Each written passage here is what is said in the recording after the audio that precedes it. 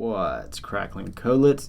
So in this video, I'm going to show you how to make a unique copy of an array. I did it the other day using .slice. This time I'm going to use some more modern syntax, which is the spread operator in ES6. So we have var r1, so array 1 is equal to, and then 1, 2, 3.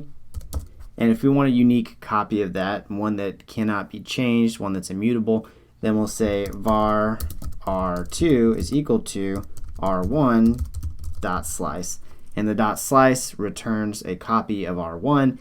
That way, if we do anything to r1, like pop off the 3 from the end, and we go back and we look at r1, okay, now it's been changed. We go back and look at r2, and it hasn't been changed. Great. That's the original method from the video the other day. Now let's go ahead and move on to the modern approach.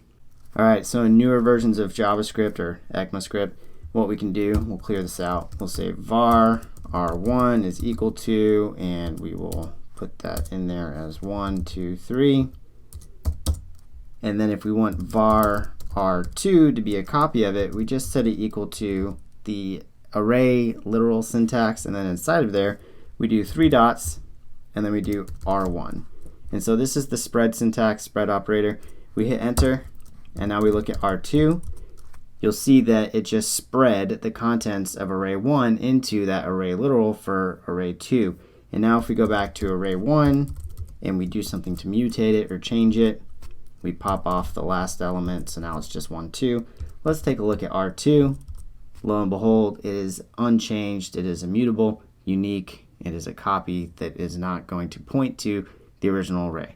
So that's the new syntax, the spread operator. Again, it's just r2 is equal to, and then you do the array literal syntax, dot, dot, dot, and then the variable that points to whatever array you want to copy.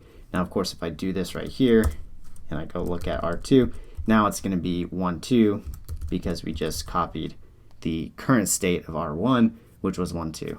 Thanks a lot, and we'll catch you in the next video.